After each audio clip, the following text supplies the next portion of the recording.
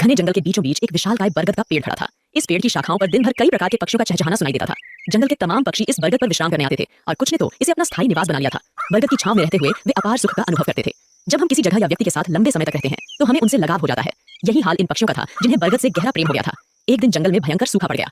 कई वर्षों से बारिश नहीं हुई थी और पेड़ पौधे सूखने लगे। बरगद भी पानी के अभाव में सूखने लगा और पक्षियों ने धीरे धीरे उसे छोड़ना शुरू कर दिया। अंततः जब बरगद पूरी तरह सूख गया और उसकी शाखाएं टूटकर गिरने लगीं, तो वहां रहने वाले सभी पक्षी दूसरे स्थानों पर चले गए। केवल एक बूढ़ा गिद्ध ही वहां रह गया। उसने देखा कि उसके सभी साथी पक्षी पेड़ छोड़कर चले गए हैं। कुछ पक्षियों ने उससे भी चलने को कहा, लेकिन उसने इनकार कर दिया। बूढ़े गिद्ध ने सोचा, मेरा जन्म इसी पेड़ पर हुआ है, मैं इसी पर बड़ा हुआ हूँ। इस पेड़ ने मुझे जीवन के सारे सुख दिए हैं। आज जब यह पेड़ संकट में है तो मैं इसे छोड़कर कैसे जा सकता हूँ। यह पेड़ मेरे लिए माता पिता जैसा है। मैं इस पेड़ को छोड़कर नहीं जाऊंगा, चाहे कुछ भी हो जाए। जो लोग अपने माता पिता को बुढ़ापे में छोड़ देते हैं वे बड़े स्वार्थी होते हैं। गिद्ध ने निश्चय किया कि वह मरते दम तक इस पेड़ का साथ नहीं छोड़ेगा। समय बीतता गया और पेड़ दीमक से ग्रसित होकर और भी कमजोर हो गया, लेकिन गिद्ध फिर भी उसे नहीं छोड़ा। वह दिन में अपना भोजन ढूंढने के बाद शाम को उसी सूखे हुए पेड़ पर लौट आता था। कई दिन इसी तरह बीत गए।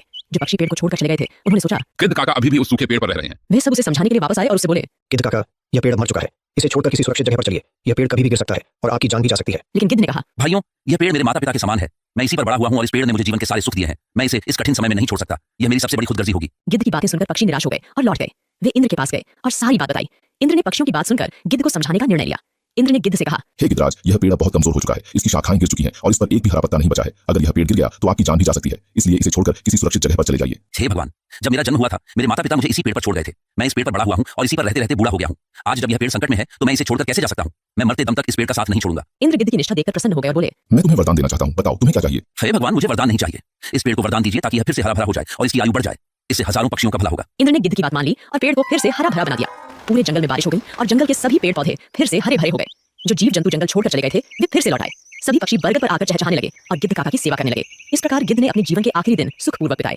हमें भी इस कहानी से यह सीख मिलती है कि हमें अपने अपनों का बुरे वक्त में कभी साथ नहीं छोड़ना चाहिए, विशेषकर अपने माता पिता का। वे हमारे जीवनदाता हैं और हमें पालने पोसने में उन्होंने जो कठिनाइयां सही हैं उनका बुढ़ापे में सहारा बनना हमारा कर्तव्य है।